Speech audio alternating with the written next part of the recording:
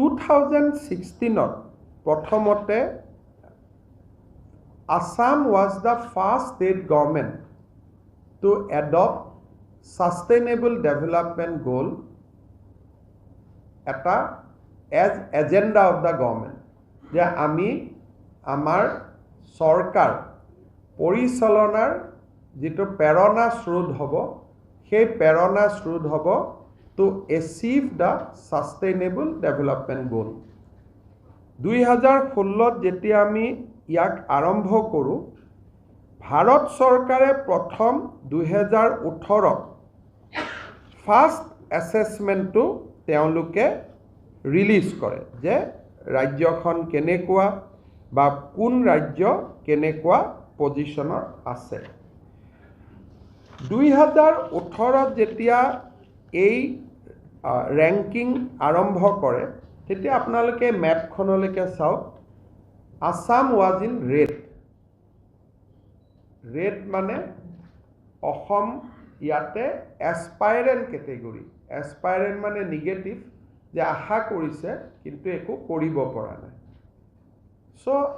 Assam was in negative in 2018. তাৰ পিছত 2019 index তুলাই অসমে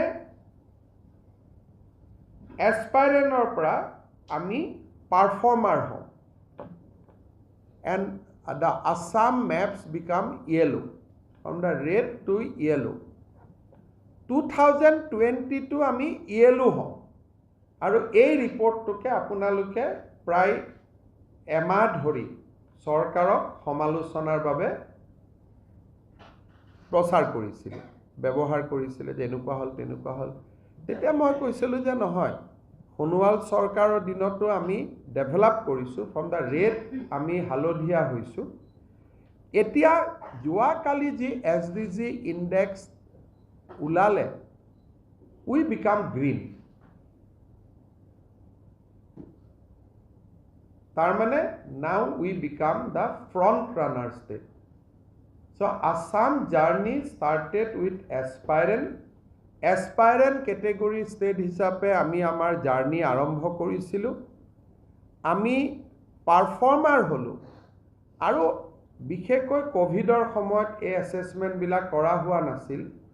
আমাৰ সৰকাৰৰ 2 বছৰৰ কাৰ্যকালত আমি অসমক পাৰফৰ্মাৰৰ পৰা we took Assam to front ranking state অৰ্থাৎ এতিয়া অসমৰ স্কোৰ কাৰ্ড বা অসমৰ যেটো পজিশন সেই পজিশনটো এতিয়া ভাৰতৰ সকলো ষ্টেটৰ লগত আমি এক প্ৰকাৰ সমান হৈ যাব পাৰিলো 2021 পৰাই মোৰ সিঙ্গল মাইন্ডেড ফোকাস আছিলে যে চাইল্ড ম্যাৰেজে হক বা আমাৰ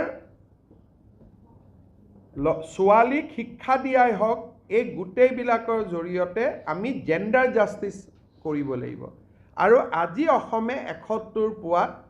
মাল্টি ডাইমেনশনাল পভাৰ্টি কমোৱাৰ পিছত সেকেন্ড যত আমি হাইয়েস্ট নম্বৰ পাইছো সেইটো হল gender equality it is the basically Assam need to improve as per this report we need to improve in higher education the area they have identified all other area we are improving Assam has improved in peace justice strong institution Assam has improved climate action responsible consumption production sustainable cities industry decent work economic growth affordable clean energy clean water sanitation gender equality good health and well-being